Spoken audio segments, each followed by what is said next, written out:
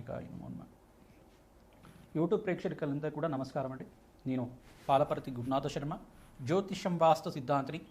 ఈ రోజున మనమంతా కూడా తెలుసుకునే టాపిక్ ఏంటంటే, ప్రధానంగా చూసుకుంటే 2026 సంవత్సరంలో భాగంగా ఆంగ్ల సంవత్సరంలో శనీశ్వరు యొక్క కార్యకత్వాలు ఏ రకంగా ఉన్నాయి, శనీశ్వర ప్రభావం అంతా కూడా మేషాది ద్వాదశ రాశుల వాళ్ళకి ఎటువంటి ఫలితాలంతా కూడా ఇవ్వబోతున్నాడు అనేది, శనీశ్వరుడి యొక్క వీక్షణ దృష్టి వక్రగతి ఏ రకంగా ఉంటుంది, ఈ యొక్క శనీశ్వర ప్రభావం అంతా కూడా వివిధ రాశుల మీద ఏ రకంగా ఉంటుంది విశ్లేషణ చేయడం, సంపూర్ణ జాతకం అంతా కూడా చెప్పడం జరుగుతుంది. గోచార చక్రవశాత్తు అంతా కూడా సంపూర్ణ విశ్లేషణ అంతా కూడా 2026 ఫలితాలంతా కూడా ఆంగ్ల సంవత్సర ఫలితాలంతా కూడా జనవరి నుంచి డిసెంబర్ దాకా వివిధ గ్రహాల యొక్క స్థితిగతి ఏ రకంగా ఉంటాయి, ప్రధానంగా చూసుకుంటే శనీశ్వర ఫలితాలంతా కూడా ఏ రకంగా ఉంటాయి అనేది తెలుసుకోవడం జరుగుతుంది. ప్రధానంగా చూసుకుంటే శనీశ్వరుడు అంతా కూడా కర్మఫలదాతగా ఉండడం, ప్రధానంగా ఈ శనీశ్వరుడు అంతా కూడా ఈ యొక్క అర్ధాష్టమ శని ప్రభావం కానీ అష్టమ శని ప్రభావం కానీ, ప్రధానంగా ఈ యొక్క ద్వాదశ స్థానంలో ఉంటే కనుక ఏలినాటి శని ప్రభావం కానీ ఇవ్వడం జరుగుతుంది. జన్మరాశిలో ఉంటే కనుక ఈ యొక్క జన్మదోషం అని చెప్పేసి ద్వితీయ స్థానము జన్మస్థానము విజయస్థానంలో ఉంటే కనుక ఈ యొక్క శనీశ్వర ప్రభావం అంతా కూడా ఏలినాటి శని ప్రభావం అనేది ఉంటుందనేది తెలుసుకోవడం జరుగుతుంది. కర్మఫలదాత ఎప్పుడైనా కానీ మానవాళికంతా కూడా పూర్వజన్మలో చేసుకున్న ఫలితాలంతా కూడా అది పుణ్య ఫలితాలు అయితే కనుక రాజయోగాలు ఇచ్చే విధంగా మారుతూ ఉంటాయి. విపరీత రాజయోగం ఇచ్చే గ్రహంగా చెప్పడం జరుగుతుంది. రాజ్యాధిపత్యం కావాలన్నా శనీశ్వరుడు అనుగ్రహం కావాలి, ధనధాన్యాది సమృద్ధి కావాలి, రాజయోగం సిద్ధించాలి, రాజ్యాధిపత్యం కావాలి, ఉన్నతమైన స్థితి కావాలంటే, జీవితంలో ధర్మబద్ధమైన జీవితం జీవించాలంటే ప్రధానమైన గ్రహం అంతా కూడా శనీశ్వరుడు అని చెప్పుకోవడం జరుగుతుంది. ప్రధానంగా ఎవరైతే ధార్మిక జీవితం అంతా కూడా పుణ్యవంతమైన జీవితం జీవిస్తుంటారో వాళ్ళకంతా కూడా ధర్మ ఫలితాలు ఇచ్చే విధంగా, పుణ్య ఫలితాలు ఇచ్చే విధంగా, న్యాయప్రదంగా ఉండే జీవితం అంతా కూడా యోగకరంగా ఉండే విధంగా శనీశ్వరుడు అంతా కూడా న్యాయ నిర్ణేతగా ఉండి పుణ్య ఫలితాలు ఇచ్చే విధంగా మారుతూ ఉంటారు. ప్రధానంగా చూసుకుంటే శనీశ్వరుడు అంతా కూడా కర్మ ఫలితాలు, ఎవరైతే కనుక దుష్కర్మలు చేస్తే ఆ ఫలితాన్ని కూడా ఇక్కడే అనుభవించే విధంగా చేస్తారు. ఈ యొక్క పుణ్య కార్యక్రమాలు చేసుకుంటే కనుక, దైవ చింతన దైవభక్తి ఉంటే కనుక వాళ్ళకి అఖండమైన పుణ్యయోగాన్ని, విపరీత రాజయోగాన్ని, ఆనందమైన జీవితం తీయడానికి వంశాభివృద్ధికి కారణమవుతారు శనీశ్వరుడు అంతా కూడా. కర్మఫలదాత ఇచ్చే ఫలితం అంతా కూడా అఖండమైన పుణ్య ఫలితాలు ఉంటాయి. ఈ యొక్క శనీశ్వరుడు యొక్క మార్పు అనేది ప్రధానంగా చూసుకుంటే స్థిరంగా ఉంటుంది. ఎక్కువ 2.5 సంవత్సరాల దాకా ఒక రాశి నుంచి ఇంకో రాశికి మారడం జరుగుతుంది. స్థిరత్వంగా మందగమనుడు అని చెప్తారు. ప్రధానంగా చూసుకుంటే నిదానంగా నడిచేవాడు.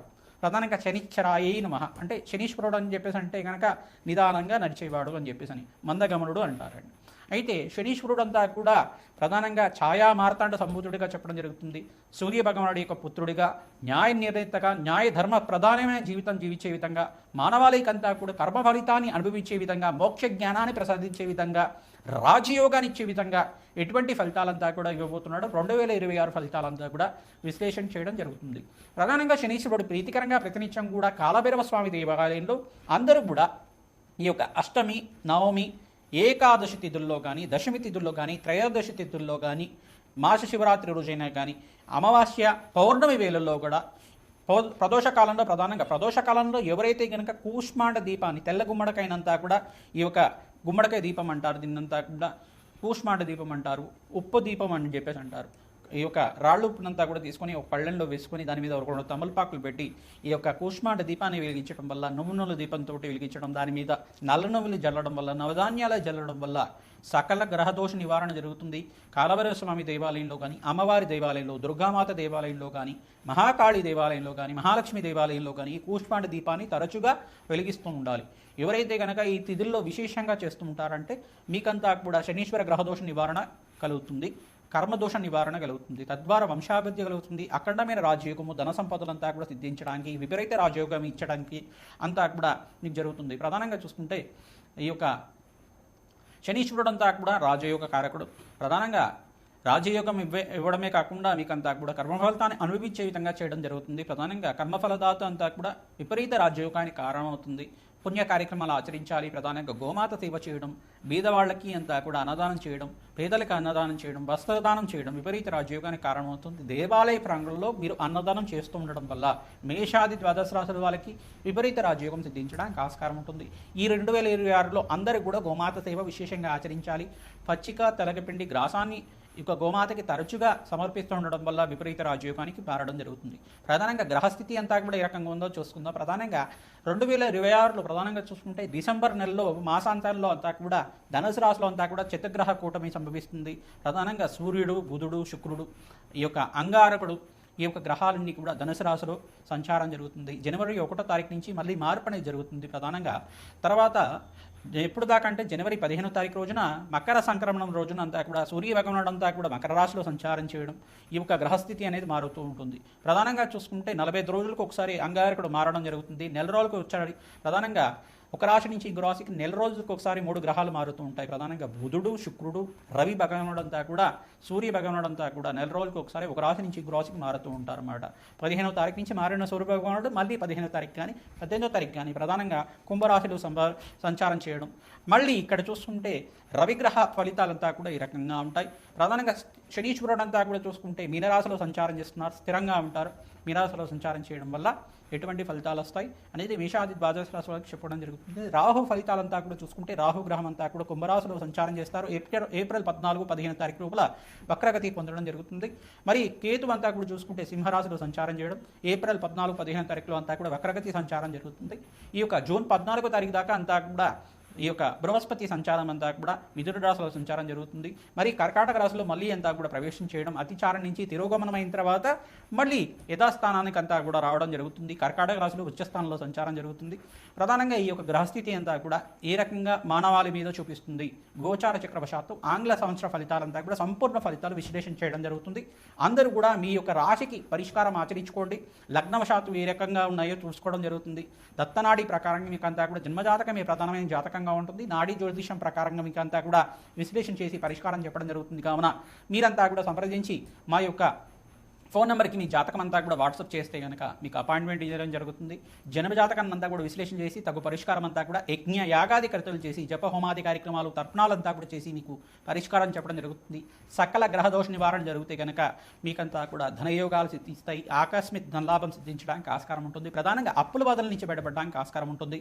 అపముచ్చు దోష నివారణ అవుతుంది. అఖండమైన ఆనంద జీవితం జీవించడానికి ఆస్కారం ఉంటుంది.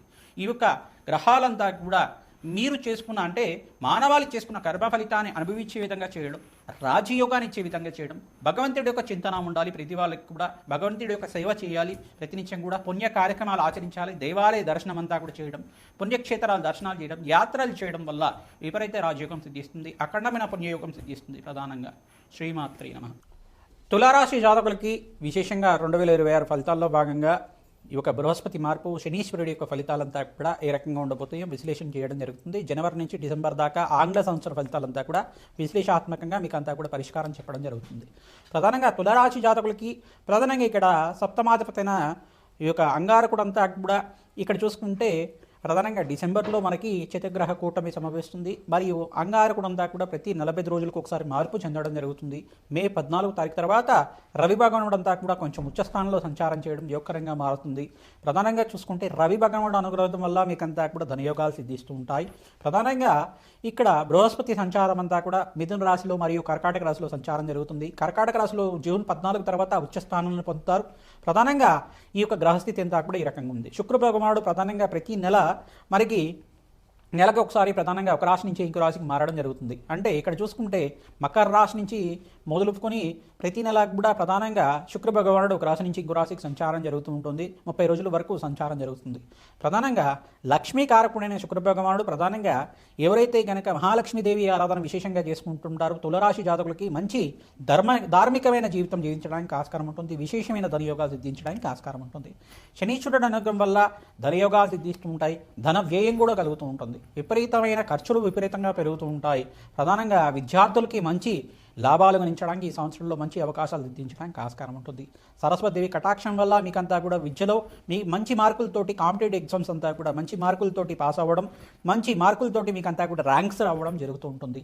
బతకం అనేది వదిలిపెట్టేసి మీరంతా కూడా మంచిగా శ్రద్ధగా చదువుకుంటూ ఉంటే కనుక మంచి అమ్మవారి అనుగ్రహం వల్ల మీకంతా కూడా మేధా దక్షిణామూర్తి అనుగ్రహం వల్ల స్వామివారి అనుగ్రహం వల్ల మీకు మంచి మార్కులతోటి ఉత్తీర్ణులు అవ్వడానికి ఆస్కారం ఉంటుంది.